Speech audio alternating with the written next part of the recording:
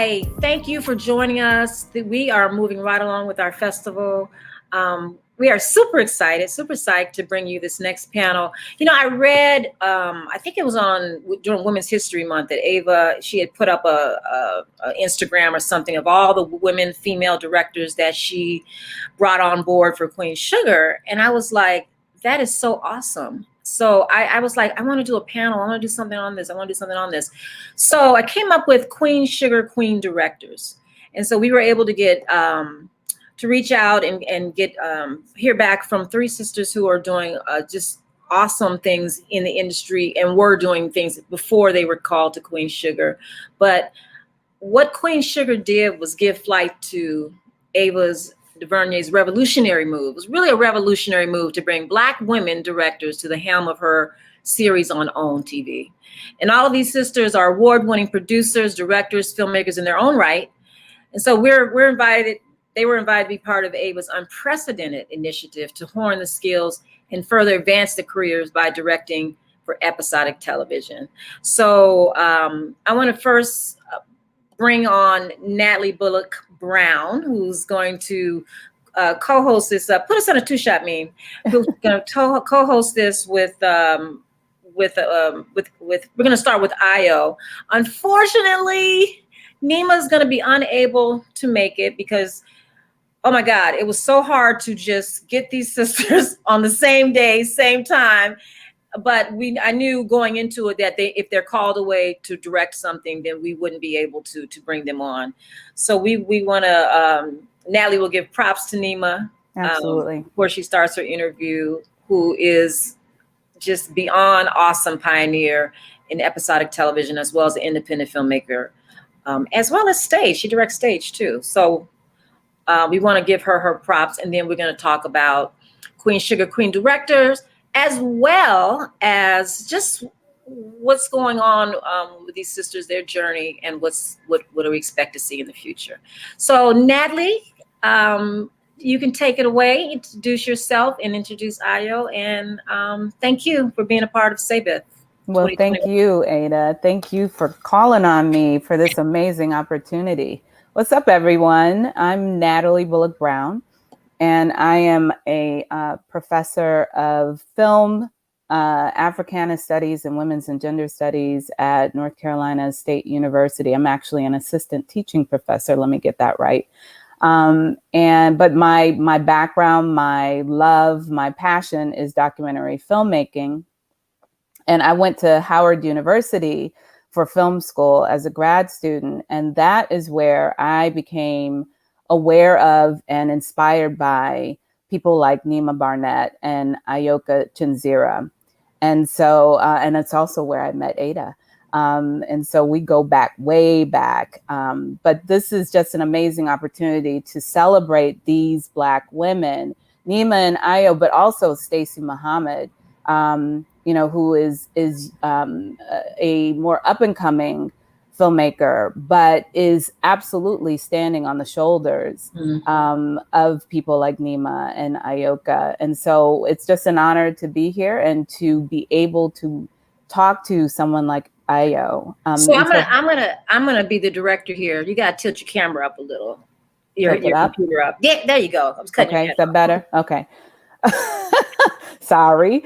Gotta get right, sister. I appreciate that. So we're gonna bring Ayoka Chenzira up, and so we can have a conversation about her life and her work.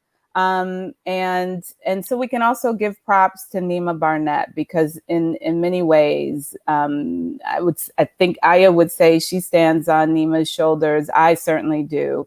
And we're just really grateful for the trailblazing that Nima Barnett did as the first African-American woman to receive a production deal, as someone who had her directing debut in 1986 at age 21. I mean, Nima Barnett she's directed a little bit of everything.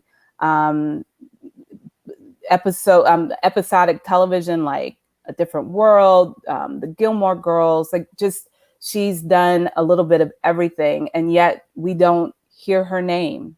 She's in many ways invisible to the entertainment world. And so we want to honor her and to let her know that we see her and we appreciate her. And she is a household name where we live.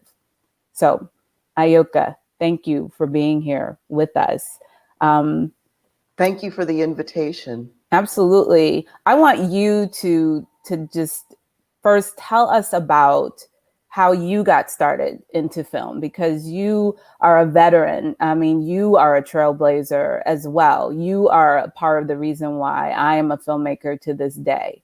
And so please share with us how you, as a young person, even thought that it was possible, you know, to be a filmmaker when there weren't that many models for you as there were for me.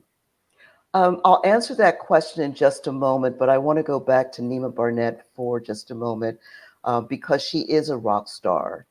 And typically in certain industries, the public, the overall public, may not be aware of certain people. Yeah. So certainly, you know, in a lot of the television world, people may be more familiar with the actors because those are the people who primarily are foregrounded in terms of the advertising and the PR machine, not the cinematographers, not the sound designers, not the, you know, the people who do hair, makeup, and costume, and oftentimes not the directors. Right. So I will say within our entertainment world, Nima Barnett is fearless, is a pioneer, and is very well known.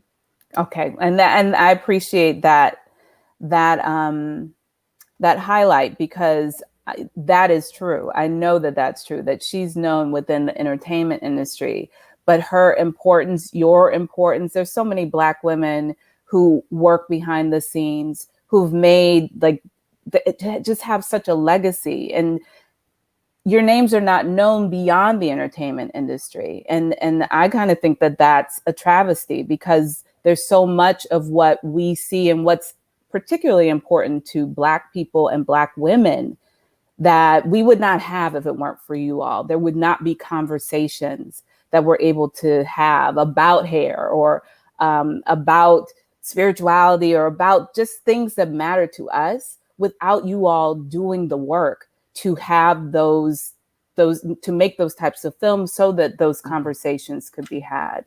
So I mean, I just thank you and thank Nima and all of our trailblazers, our Black women trailblazers in particular in film and entertainment. Without you, you know, there would be no me, there would be no Ada, there would be no SABIFF. There's so much that we would be without if it weren't for you.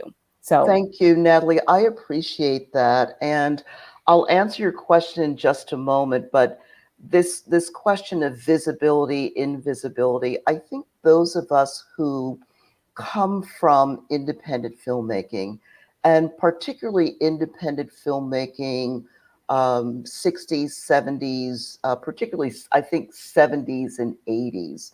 We owe a lot not only to those people who distributed our work, film festivals, grassroots community organizations, and also colleges and universities, but also to the Black women writers and scholars. You know, there was a conversations that were going on, I would say, particularly in the 70s and 80s, about, you know, what it means to be in the world, what it means to be in the world as a Black woman, you know, in all the various gradations of that. And so the early works of independent filmmakers like myself, I think, are in conversation with our novelists, some of our journalists, and definitely Black women who worked in the academy, such as a Beverly Guy Sheftall, who I work with at Spelman College. You know, her work in Black women's studies, comparative women, and her work around gender was very powerful and informative to us. And so I mention that because I think we probably have a different relationship with the entertainment industry that we see. Let me not speak on behalf of my sisters, but I see my work as being in conversation with many different disciplines and artists and scholars, and writers and thinkers who come out of a wide range of disciplines. And so for me, it wasn't just making a film. It wasn't just making a film that could be distributed, but it was making films that were in conversations with other people who were producing work, whether those be in song, for example, playwrights, various scholarships. That was the community and the communities of practice that I most engaged with during, I would say, my developing years as an independent filmmaker. Yeah, no, you're right. That there is a symbiosis between creatives, Black creatives, and scholars, who are often the ones who bring to light and talk about and analyze and have conversations with creatives and pull from the work that Black creatives are doing, and especially during the time that you're talking about, in the 70s and 80s. I'm thinking about someone like Michelle Wallace, who did a conference on Black popular culture, right? And so she pulled writers, scholars, filmmakers, musicians to have a conversation about, as you said, what it means to be Black in the world at that time. I think this was 1986. So you're right. There has always been that relationship and that conversation between Black filmmakers and other creatives and Black folks in the academy who have recognized the importance of the work that you all were doing. So I appreciate you pointing that out. Well, please tell me about, what even led you to begin to think about filmmaking, again, especially because at the time that you began to make your work, there were not the same number of, or and even really same diversity of Black folks doing film. So where did you draw your inspiration? What made you think that you could be a filmmaker in the first place? I appreciate the question. It's my origin story, and the most simple way to describe it is raising up my mother. So my mother, in many ways, was best be described as a very transgressive, progressive, take no prisoners kind of gal. And she owned a extraordinarily beautiful beauty parlor in North Philadelphia. She was the sole owner, and she was the only person who was the cosmetologist there. And she was very clear about being a cosmetologist. Um, and so that space, growing up as a child, allowed me to enter the world of storytelling. So at a very early age, I heard the stories of Black women, some Irish and some Jewish women, who came to get services from my mother. It was its own little kind of cocooned world. So I grew up knowing a lot about sort of the state of women in a way that probably, a child shouldn't know.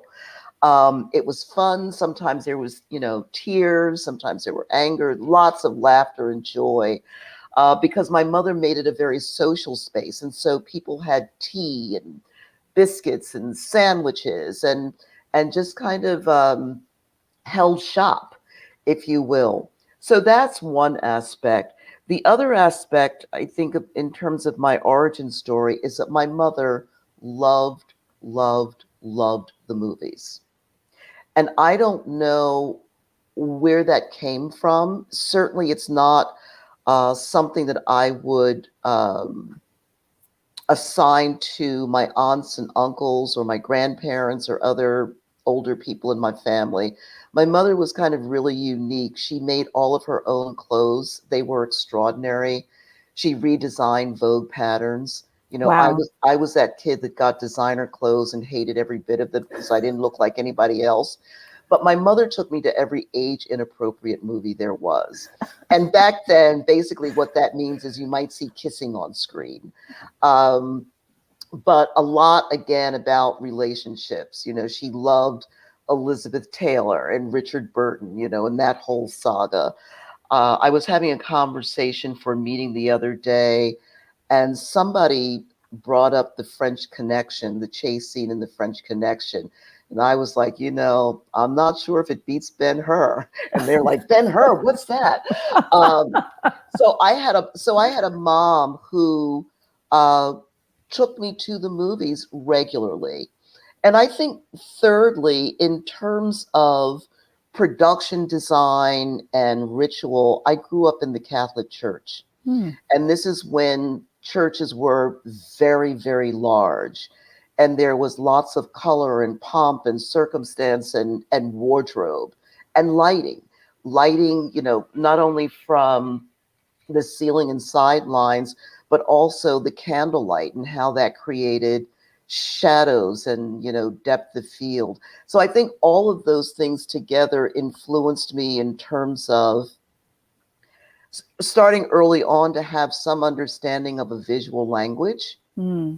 Mm-hmm. Certainly having a rather unconventional parent who truly believed that I could do anything that I wanted to do and she would support me. And so when I went to her and said, I'd like to go to film school, specifically NYU, she took me downtown, purchased a Super 8 camera cash. The salesperson was like in shock. First of all, you're paying cash. You're a single, you know, it's a single parent. And secondly, like, what do you mean this kid is going to New York to study film? So it's kind of the world that I grew up in. That's so amazing. I mean, that it's just incredible.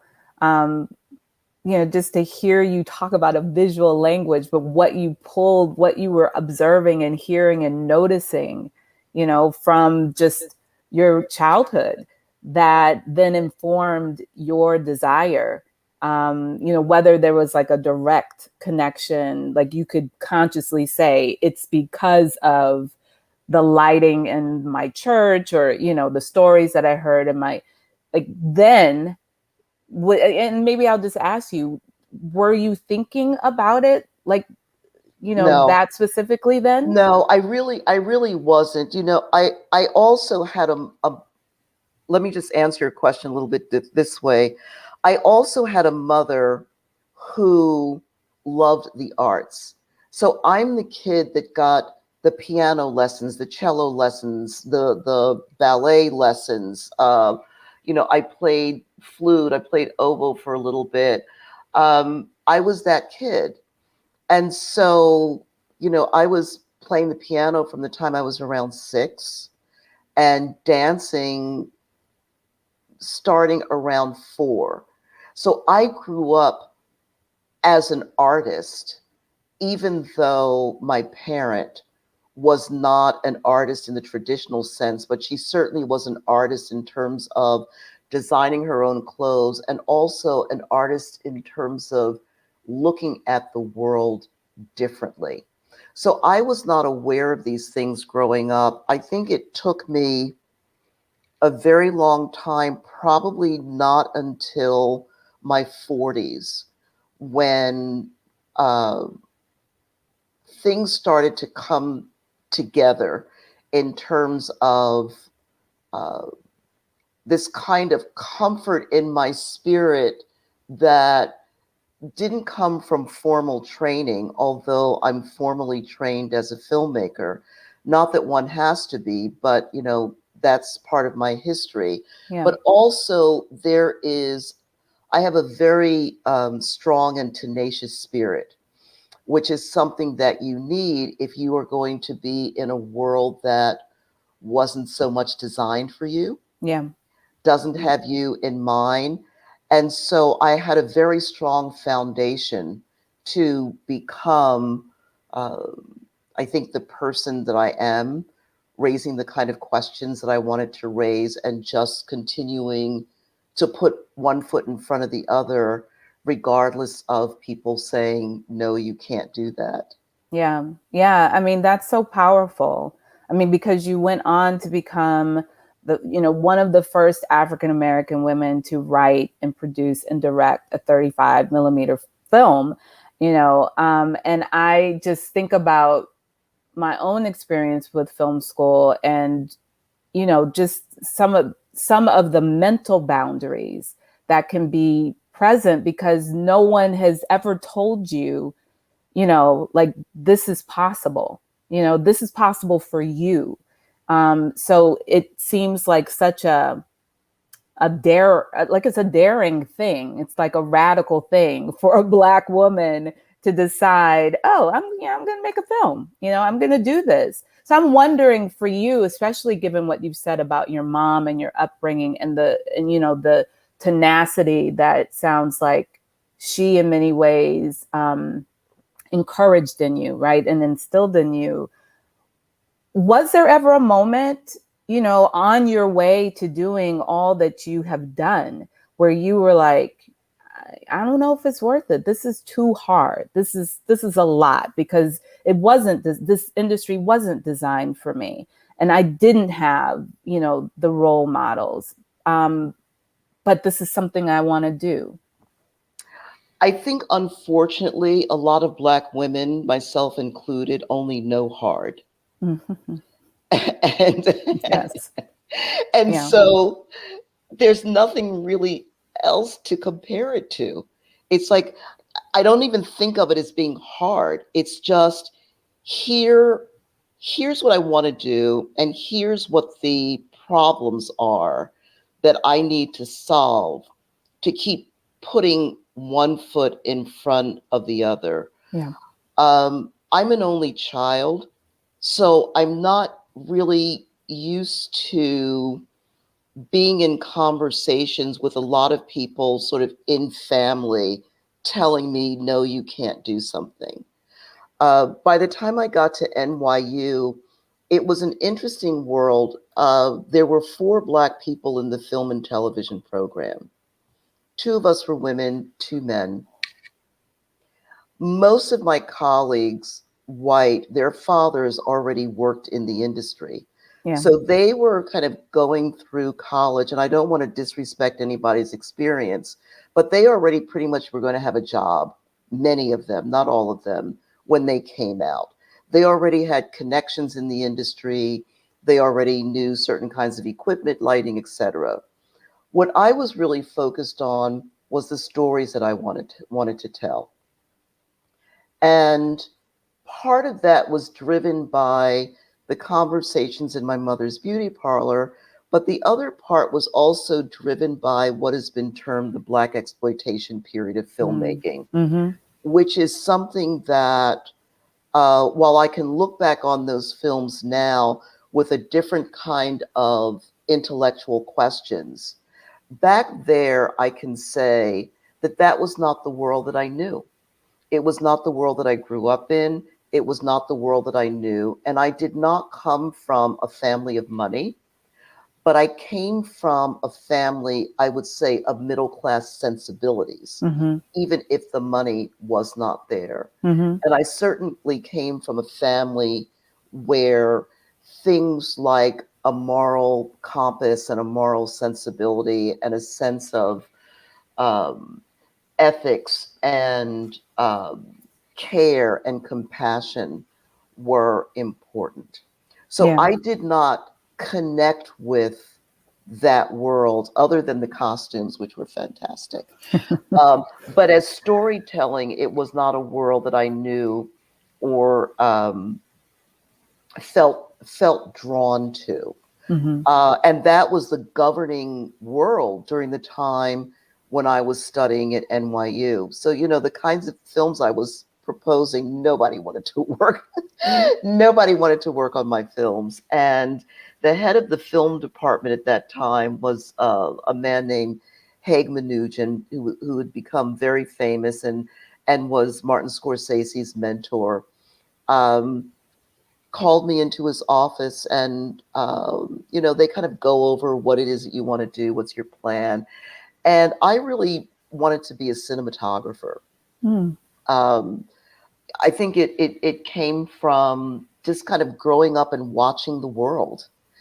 And I was discouraged uh, from going down that path. And in fact, what Haig said to me was, you should be an editor because women are very good with their hands. And Wow. at that point, I decided that I needed a break from NYU. And what I did was I went to informally study film at a place called Third World Newsreel. And at that time, Christine Choi was there, Pearl Bowser, um, and Sue Robeson, Paul Robeson's granddaughter, was there. Mm-hmm. And it's the first time where I saw how engaging in this practice could be used, not only as an art form, but for political engagement as well. And I don't remember if I was there for a semester or a year, but during that time, I got really stronger as in terms of my commitment to myself as a filmmaker. So by the time I went back to NYU, it didn't matter if anybody wanted to work on my films or not. I was going to make my films, even if I had to shoot them and do the sound and do everything myself. And luckily, there were some of my colleagues who I think were struggling in their kind of own way. And we formed a team and, made some work together. But when I graduated, I had my first piece, my thesis film, which was called Sevilla, They Dance to Her Drum. And it was a documentary film in black and white about a woman by the name of Sevilla Fort, who was the vital training link between the Katherine Dunham and Alvin Ailey periods of modern dance. Wow. She danced with the Katherine Dunham Company. She was their ballet mistress. She also trained a lot of people who were in show business, like James Dean and Marlon Brando and other people. And I studied dance with her. So I've always been involved in dance. I've always been involved in film, and I've always been involved in the academy. And Sevilla was my dance teacher for a long time. And I danced in her company, and I decided to do my thesis film about her. Well, when I left NYU, there was a big tribute for her in New York at the Majestic Theater, where people came from all over the world to pay tribute. Shortly after that, just a few days after that, she died on my birthday. Oh, wow. And I deeply, deeply, deeply loved this spirit. I was so confused and depressed. And then what I thought that my life was going to be was documenting older Black people whose life stories existed through the oral tradition, that would be my calling in life. And what I discovered was at that time, the documentary was too narrow genre-wise as a format for me, because you realize I'd been doing all this expressive work in dance that I could not find a way to do in documentary. Now the documentary has exploded in terms of new visual possibilities.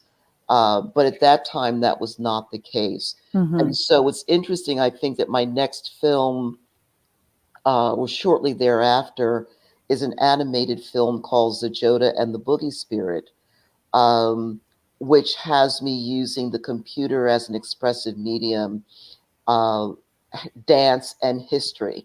I had just done like a 14 country tour of Africa. And one of the things that I got from that tour is that even though I couldn't speak to people in their language and they didn't speak English, when we got on the dance floor, everybody was talking to everybody. Right. And so what I figured out early on is that I had to be my own champion for myself and my vision of the world for myself. And that while my films may not be important to anybody else, they certainly were very important to me. And so I figured out how to self-distribute my work and how to go on the road for a few years where I would not only show my film about Sevilla, but I would do a slide lecture presentation on the history of Black women in dance and the history of Black women in choreographers, and teach a master dance class in the Dunham technique. And that fed me for a long time while I was still raising money to produce other films. Yeah, it's just so amazing to hear that story, and to hear about, especially what you said about documentary at the time, not really it being too, I guess, restrictive. The form was not big enough for what you wanted to do. And when I think about hairpiece, when I think about um, uh, how do you say it? Zajota and the Boogie Spirit. Zajota and the Boogie Spirit, and the fact that those are both animated pieces. And again, you are like, you're doing stuff that it's not like you had seen other Black people go out there and do. You just did it. It makes so much sense to me that you would experiment with these different forms, trying to find something that allows you as Ayoka to express what was inside of you, and then pulling in dance, pulling in these different things that you were involved in. It's really inspiring, because what it says is that we really, as long as we remove the boundaries that say you can't do it this way, then we could do anything. Like we have yet to recognize or even really explore what's possible when we just allow ourselves to do the work, or just to imagine. yeah Just, the imagination is an incredible thing. It feeds my spirit every day, and my spirit likewise feeds my imagination. And so I stay grounded in the things that I know about me and my spirit and my imagination. And again, just keep putting one foot in front of the other. And when you get knocked down, learn those lessons and get back up and keep it moving.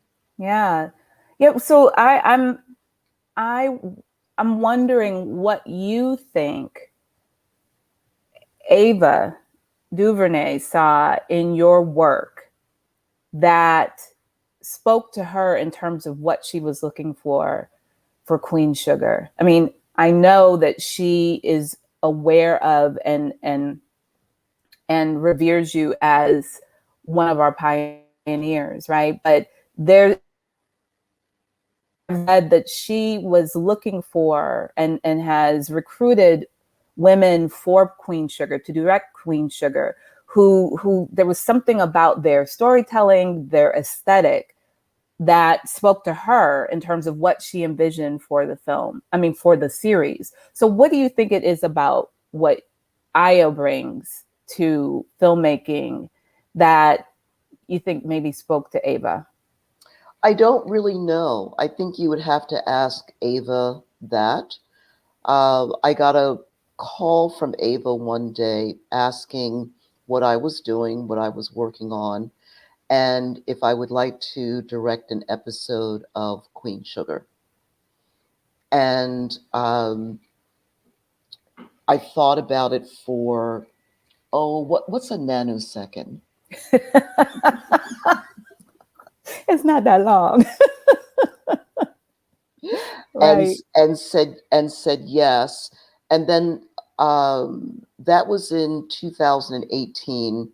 And then in 2019, Ava called me again and asked me if I would do the season 4 finale, which I was also very honored, because what that meant to me was that she trusted me with her work.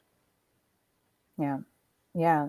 And I mean, maybe let me put it this way. I mean, because I can clearly, she trusted you. And I think, also wanted to highlight what you've been doing long before Queen Sugar came along. But now that you've seen like the trajectory of the series, what do you think what is it that you bring to that series that no one else could bring? Well, I think that Ava selected women in some ways whose work that she admired. I know that Ava was on a mission to elevate some of the Black women pioneers in filmmaking. We see this when she is invited to Black Girls Rock. And in her speech, she begins to, name, a Julie, a Nima, a Kathleen, and me. And I was honored to be in that company. So this is part of Ava's work, which is deep work. It's political work. It's imaginative work, and it's hard work Yeah. because it's not just that she wants it. She's got to convince other people in the industry to bring us on as well. So what that means is that she has been a warrior for Mm-hmm. primarily Black, brown, and progressive white women who she is willing to stand up for and stand behind. Mm-hmm. What has the opportunity to, to work on Queen Sugar meant for you as a filmmaker, as a director, as a creative? So I'm laughing because when I told friends and colleagues that Ava had invited me to do an episode of Queen Sugar, to direct an episode of Queen Sugar, they all said, "You are going to hate this." Really? And I was like, "You got to be kidding me." And they said, "Oh, no. See, my sister, you come from the world of independent filmmaking, which is very different than television. You're used to raising the money, planning the meals, hiring everybody, going in, people's closets to look at their wardrobe for the character. You're used to doing everything yourself. This is a whole different world. It's a machine. You are not going to like this." So I fly down to New Orleans and I don't even listen to them. I'm just like, this is a gift from the universe. I'm going. And I get there and I'm greeted by Demaine Davis, who was the producing director at the time, who has since gone on to do Madam C.J. Walker, and she's working on Ava's Naomi now, and other things. Mm-hmm. And Demaine and I had spoken, and she was just wonderful on the phone, as was Kat Candler. So I felt, between those two, that I was in pretty good hands.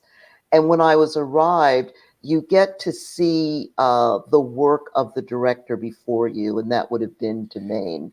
So I got to see the machine operate, and I just thought it was wonderful, collaborative, and extraordinary, and I couldn't wait to get in there.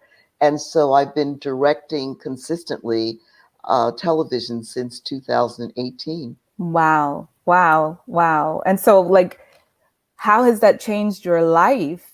I'm friends with a colleague, or a former colleague of yours, Anjanette Levert. We went to college together, and so I know that she stepped into a role that you were playing at Spelman in terms of the documentary program. So, is there no room for teaching? Are you working so steadily that there is no room for anything else? Has your professional directing life just exploded as a result of Queen Sugar? So it has changed significantly in terms of the world of television. Mm-hmm. So Gotcha. Anjanette is still my colleague, and what you're talking about is, for many years, excuse me, when I first went to Spelman in 2001, I created something called the Digital Moving Image Salon, which included a year-long program where I taught documentary filmmaking to about 12 to 15 students who would study with me for a year. And then we would show their final works at the Midtown Cinema, which is a local cinema here in Atlanta. And I did that for a long time until I could convince Spelman that we should have a documentary filmmaking program. And so 4 years ago, we are the only HBCU, liberal arts institution to have a documentary filmmaking program. And we just graduated our first graduates in documentary filmmaking and photography this past May. Amazing. And so I had amazing. been the program director for documentary film because of my history. And I hired Ann Jeanette, I think about 4 or 5 years ago. She was a graduate student at City College and actually went to City College because she thought I was still teaching at City College, and then found She's out looking for you. she was looking for me, then found out that I was in Atlanta. So I hired Ann Jeanette, and she worked with our documentary filmmaking students for a while. She's just incredible with those students. She loves them. She has such a love for the students and such a love for the genre. And so this year she begins as our program director in documentary filmmaking. And I am so excited for her. But to answer the other part of your question, I'm the division chair for the arts at Spelman College. And so I oversee dance, theater, music, art and visual culture, which includes art history, curatorial studies, photography, documentary filmmaking. Wow. I feel like I'm leaving. I feel like I'm leaving theater and performance. I feel like I'm leaving something out, and I oversee some of the projects of the documentary thesis students. And in addition to that, I am directing television. Wow. I appreciate that because I knew you were dean, but I got that twisted because being program director was a part of what you were doing. So that's wonderful that the students still have you as dean of the whole division. That's an amazing thing. I want to know, like, when do you sleep? How do you do all of this? Well, let's see. I am a nighttime person, so I usually go to bed around 2 or 3 in the morning. I have a lot of energy.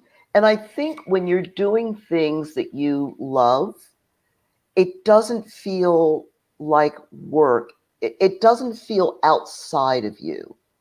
It just feels like part of who you are that you are expressing. Yeah.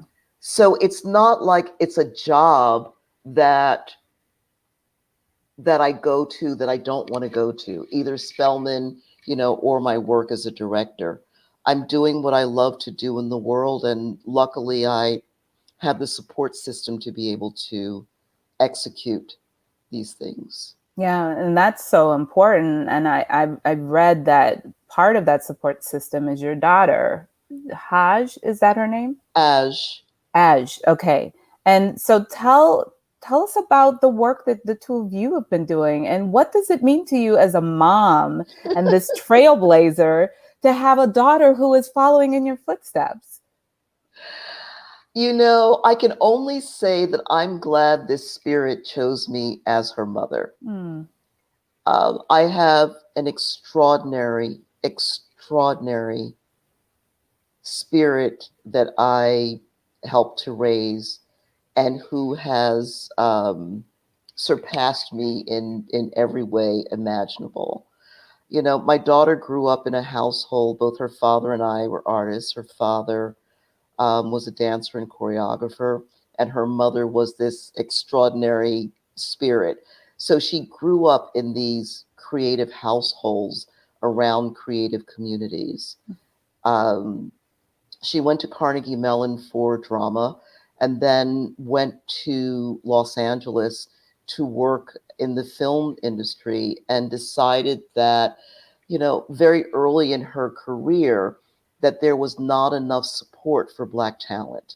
And from then on, she's been putting one foot in front of the other, creating extraordinary pieces. And yes, we've done a number of projects together, including an interactive game, or we like to call it interactive cinema, called Her Adventure, which is part linear story and part interactive game. So Wow. we do periodically collaborate and also travel together. That's amazing. That's so wonderful. So, what's next for Ayoka Chenzira? Because it sounds like you have done it all. So what are you imagining for yourself moving into the next 5 to 10 years? And then I'm in the process of developing a really interesting historical film that covers about 70 years in a friendship between a young African American girl um, and a young white boy who become best friends and maintain that friendship for many years. Wow. Wow. So like increasingly busy. Not just the episodic television that you're directing, not just being dean of this huge division of creative endeavors at Spelman College, but all of these new projects that you're working on. I'm really trying to figure out, like, what are your vitamins? What are you eating? Because I need whatever it is you are doing, so I can do that too. It's just a commitment to the things that you want to do. And when you have those days where they feel more challenging, or people who you thought were, supporters who aren't, or, people who tell you no, or, the money challenges because the money doesn't come as fast as the ideas do. There's a part of me where I'm able to be in something, but also have a foot outside, where I Mm-hmm. can look at it objectively. And I think that has helped to keep me whole and sane and not let things ever get too messy. Mm-hmm. So I'm gonna ask this follow-up question, and then we gotta go because I mean the time has just flown by. But I think there are a lot of young Black creatives and not so young who aspire to do the type of work that you're doing, but also need that some sort of guidance on how you do remain whole. How do you keep yourself from going crazy with the busyness of it all? So, what would you say to anyone who is either in filmmaking or some other sort of creative endeavor, who's doing a lot of different things and really trying to juggle it all? How do you keep one foot in and one foot out? So you might have to ask somebody that didn't grow up on social media, because I think social media has helped to change how people view the world. And so, in many ways, I'd like to say that I have the advantage of not growing up as a digital native, for example. So, Mm-hmm. I'm not in a world where I compare myself to other people. It's a great point. Um, Yeah. for example, that I'm really comfortable in my own skin and know the kinds of things that work for me and the kinds of things that don't. So, in some ways, I think for my spirit, that's an advantage. I would say the other advantage is I come from a system where people kind of work their way up in the world. So even though the bulk of my work is as an independent filmmaker, having gone to school was helpful to me because I learned to do a lot of different things. I learned how to shoot work. I learned sound design. I learned production design, I learned lighting, and had to do all of these things. So what it does is it allows me to be able to talk with people who professionally do those things for a living. In other words, I can speak much of their language, not all, but we can communicate. The same thing is true for my work that I do with the computers as an expressive medium. I graduated from Georgia Tech with a PhD in digital media, and continue to work on some of those kinds of projects. So again, it's just knowing who I am and the kinds of things that I'm interested in doing, and not getting pulled in a lot of different directions. About working your way up, these days you don't have to work your way up. And I hear that from my students and younger people all the time. All you need is enough followers on social media and you can be anointed. And Mm-hmm. while this is true, you also have to remember that you've got to bring something to the table. Right, right. And that doesn't always happen.